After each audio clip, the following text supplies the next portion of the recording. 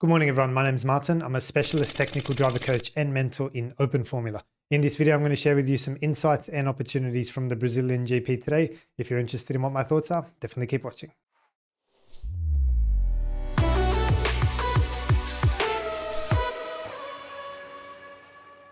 Welcome back to the channel, guys. I hope you're going well. I wanted to start with a few loose ends off the back of qualifying. I'll just show you guys the curb profile, and all of the talk is about the Brazilian curbs not having drainage holes in them so that water can sit in this little pocket. And apparently other tracks have their drainage holes. So I'll just bring up the picture now and have a look at it.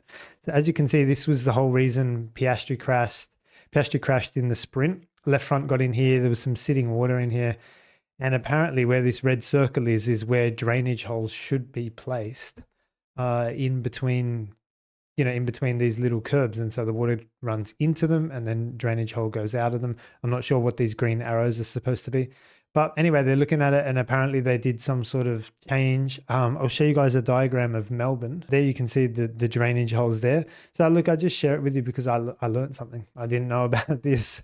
And yeah, I didn't know that the curbs could have them, and I'm not sure if they should have them or they must have them. But anyway, that's the reason why the water was able to pool in there. And then, yeah, Oscar got the left front in there and then ended up in the wall, no points in the sprint race. Following on from qualifying, I think Max was P16 and then, yeah, decided to fully change everything. I think they went back to their old setup. I don't know the details. They played around with ride height. They were trying to get the ride more comfortable. They're trying to get Max more front grip. In achieving both those things, they lost the rear of the car. So anyway, I think they went fully back to what they had, or even back to what they had, but with another change as well. Again, I don't know the details. And a new fresh engine as well. So that's pretty cool, actually. I definitely agree with that philosophy. And a lot of you guys in the comments said that, Max should break parc fermé and square this car up if you're going to have any chance to compete.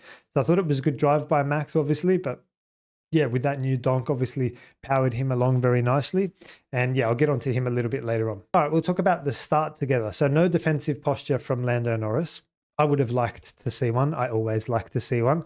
I think converting pole into the inside is just banking your wins, So yeah, didn't see one from Lando, but nevertheless, he got a really good start. I'll show you guys Kimi Antonelli. He was angled across to come our way, to come over to the racing line, to come over Lando's direction. I don't know about this. I wouldn't be doing this. If I was Kimi, I'd just line up straight and go straight. Again, if you get a good launch, you want to be as much up the inside as possible. So I don't want to go towards the racing line, but maybe I'm missing something here. I don't think it was necessary for Kimi.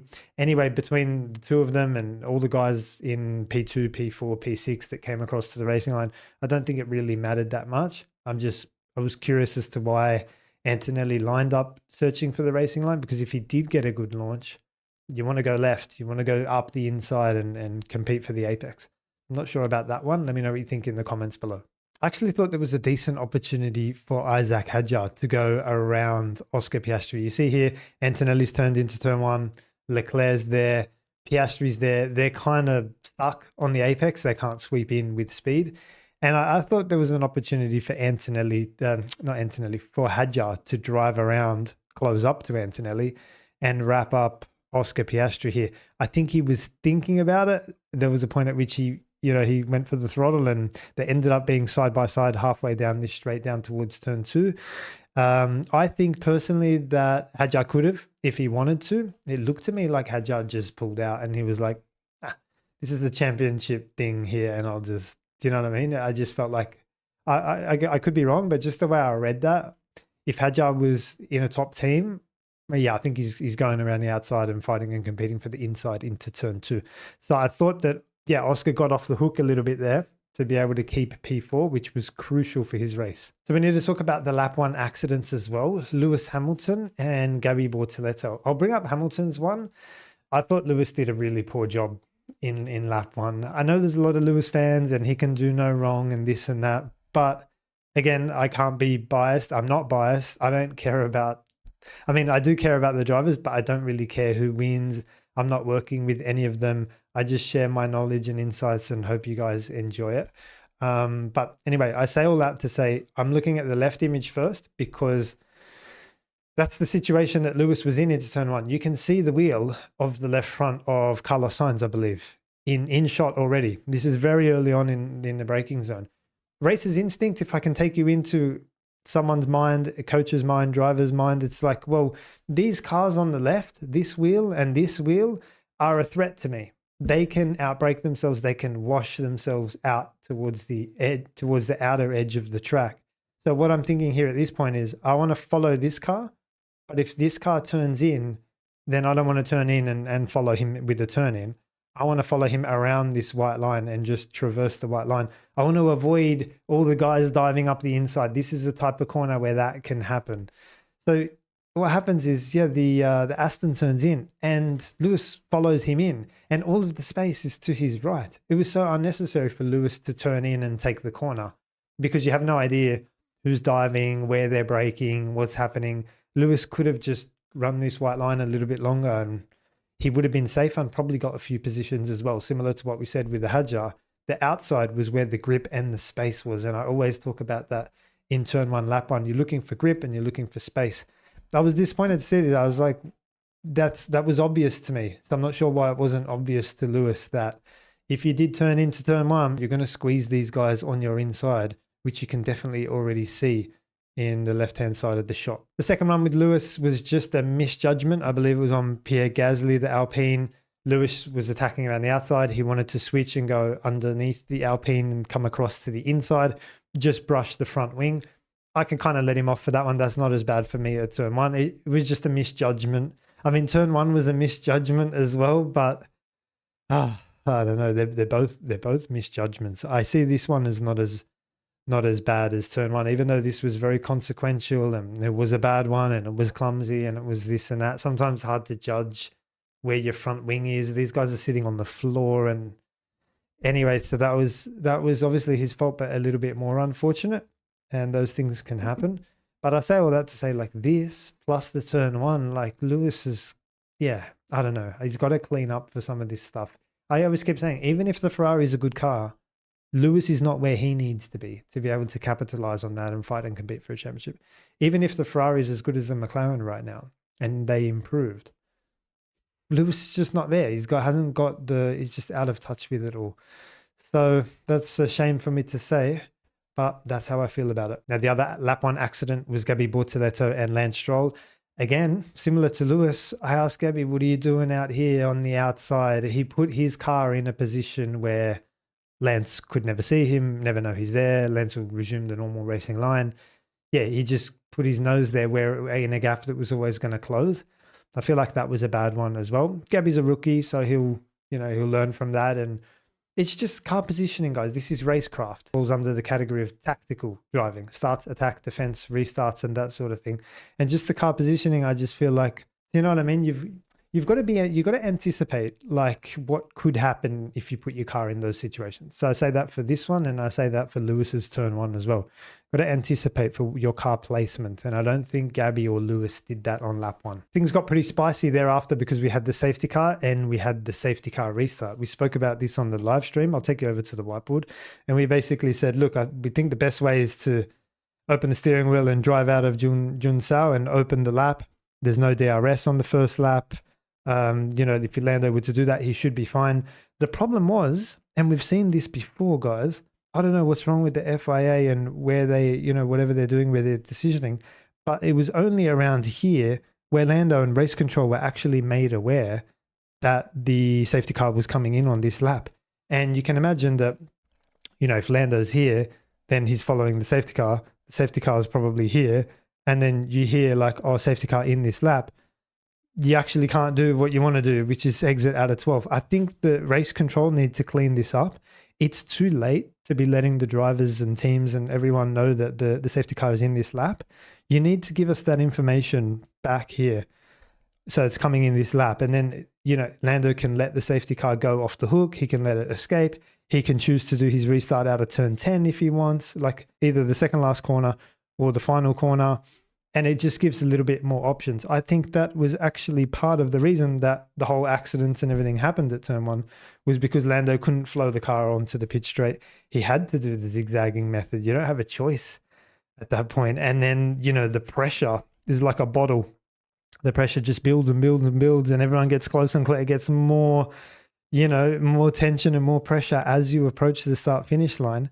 I think Lando did a good job to catch out Kimi Antonelli by surprise here, and it was a bad job and a bad reaction and a bad anticipation from Kimi Antonelli. That meant that he was under attack from both sides. He was under attack from Oscar Piastri up the inside, and he was under attack by Charles Leclerc around the outside. I'll show you guys how it looked, and I just have my lens on Leclerc at the moment as well, because in the first shot over on the left here, this is when Lando's still weaving, and this is where you want to be positioning your car. Are you up the inside or are you up the outside? And, you know, I'd be keeping the steering wheel straight and making sure my car is positioned on the inside so that if the guy in front of me doesn't get a good launch, in this case, Antonelli, then you're going to attack up the inside. So nothing's doing here. Lando's still weaving and the guys have set their lines. Why I'm telling you this, you can see Charles is on the outside of Kimi Antonelli going into turn one. And I would be like, why do you need to be there, Charles? Why can't the Ferrari come on the other side, over on this side of Kimi Antonelli? And then that way, when Lando goes, at least you've got clear view up the inside. Again, a tactical element, racecraft element. And I think then if I just go to the next shot, that actually plays out like this. So you see the three of them across the track. Antonelli, Charles on the outside, and Oscar Piastri up the inside. This was beautiful for Oscar. This was a dream situation. To see Antonelli slow, Leclerc choosing the outside, thank you very much, I'm going up the inside, no problem at all. So I don't blame Oscar for going for it. He had the opportunity. He had the big green arrows pointing up the inside saying, yep, there's definitely an opportunity to take both of these cars into turn one. Now, as for the incident itself, I think Oscar did all of the hard work. You know, Antonelli did a bad restart. Oscar got a good reaction. He got up the inside. All of the hard work was already done. All he had to do was just brake alongside Kimi Antonelli or brake slightly later than Kimi Antonelli, and bang, the position was his. I say all that to say it was soft from Oscar, very soft. He was not committed into the braking zone. He kind of gets out of the throttle, rolls a bit, and if you watch the onboard and listen to the downshifts, you'll hear like the throttle comes off, and then there's a bit of a delay, and then it's do do do do, and it's like he didn't attack his braking zone and get properly up the inside. So I agree with the penalty. You know, you got to be sufficiently alongside if you're attacking. So I'll show you guys the image now, and well, we should look at the rules first, obviously. So let's bring up the rule book. It's this one, overtaking on the inside. You've got to have your front axle at least alongside the mirror of the other car that you're overtaking, no later than the apex of the corner. I don't think he achieved this one. It was front axle to side pod region. I'll show you guys the picture. Be driven in a safe and controlled manner. This one I don't think he ticked, but he could have ticked with some committed braking and attacking the braking zone. So everyone's looking at Oscar's lockup and saying that therefore he was out of control. The only reason Oscar locked up is because he could see that he didn't get far enough on the inside, up the inside of Kimi Antonelli, and Kimi's coming over. And then like you're squeezing the brakes on more and you're turning even more. So you're unloading that inside front even more. And then you get the lockup. If Oscar had committed to the braking zone, braked later and harder, then he would have been able to tick this one. He would have been able to tick both of them, the safe and controlled manner thing. And yeah, he would have been sufficiently alongside as well. So I say all that to say Oscar blew a golden opportunity there. And I think the penalty was fair. Let's have a look at it. So this is your first shot where you can see Oscar's not, in my book at least, he's not sufficiently alongside. He's there, kind of. And, you know, we're splitting hairs. You go, is he front axle to mirror? And like, where's the mirror? The mirror could be here and the front axle here. For me, it's not good enough. It wasn't a good enough job. Oscar didn't get sufficiently alongside. Whereas if you just wind back a little bit, like literally just take this shot back a little bit, Oscar's got clear track in front of him. The Kimi Antonelli and Charles Leclerc are on his right. He's almost side by side with these guys, as you can see in this shot over here. This is job done. Like I say, all the hard work was done. The easy part was just to outbrake Kimi Antonelli into turn one. So I've had a look at the telemetry as well, and I'm trying to work out why Oscar was so soft with his braking into turn one. So I can share it with you guys on the screen in front of you. This was the lap in question, and you can see like Oscar's speed starts to come down as he gets off throttle here. Mate, Antonelli drives clean past Oscar's braking point, and then Antonelli's speed starts to come down. You can see Antonelli does a more efficient job of slowing the car down. If I just zoom in a little bit and I'm looking at Oscar's speed because he lifted and then did nothing, the speed comes down a bit more gradually. Whereas Antonelli's like, bang, onto the brakes and onto the downshift straight away. And, you know, his speed comes down nice and quick and he's efficient in stopping the car. Yeah, Oscar had an opportunity because he was already sufficiently alongside. All he had to do was brake where Antonelli broke and he would have been all good. Again, guys, I just encourage you to watch the onboard again and listen out for, I was going to play it to you guys, but Crofty's mumbling on in the background and I can't, if I record it, you can't hear the engine properly. But if you watch the video and listen to it, so have a look at the onboard of Oscar's accident, it's like you'll hear him get out of the throttle and then there's just a period of coasting or braking, but the downshifts are not coming either. It's a little bit like soccer in a way, and I'm not a soccer player or anything like that. But I've heard like if you go soft into a tackle, you might get hurt. Whereas if you go hard and you're committed into the tackle, you know, you're less likely to get hurt because it's just better technique to commit yourself to the challenge. And I think Oscar did, like I say, he didn't commit himself to the challenge. And I encourage you guys to watch the onboard and listen for the transition between off throttle and braking and downshifting. All right, how many of you guys saw Max driving some tight lines out there? I think this was one of the biggest reasons that he was able to cut through the field so efficiently.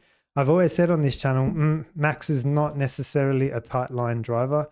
He doesn't normally do it. He likes to normally sweep in from the edge of the track. But I've said before that if Max can bring that tight line into his existing repertoire of techniques, that's going to be a very dangerous Max Verstappen. And that's exactly what we saw out there today. Max was driving tight lines. If you're not familiar with a tight line, I'll quickly show you on the whiteboard the technique. So we'll just take turn 1 as our example. Center S over here. Tight line basically says you're not going to find this edge of racetrack and sweep in from the outermost edge. You're going to be a step inside, a fraction inside, could be a car width or could be half a car width. And you're literally just going to drive tight line and then resume and rejoin everything thereafter. The advantages are that you cover less track meters and you can offset yourself from the dirty air from the car in front, looks after your front tires. I generally recommend this with significant track width over here. And when you're following, of course, in long corners of constant radius, which we do have a couple in 8, 9, 10. And yeah, but anyway, I don't know if you guys saw it, but this is the first time that I've seen Max driving in this way. I'll bring up a video for you guys now. We'll have a look at it together. Here you go. So this was behind Lewis. You can see Lewis finds a part of the track that is wider than Max, and it's subtle. You'll need a good eye to be able to see it, but Max is turning in a bit earlier from a position a little bit tighter. Again, he's not even half a car width. He's probably just a quarter of a car width to the inside. And here they've got the lines here so you can actually see it better. But yeah, he's just getting into the corners a little bit earlier and that protects your front tires. So like I said, guys, a Max that drives tight lines is a dangerous Max because he's got so many other skills and tools in his repertoire. But I've never seen him drive tight lines before. So if he can continue to do that, and understand when to do it, when not to do it, when it's applicable, when it's not applicable, then yeah, that's you're completing the picture now for the perfect racing driver.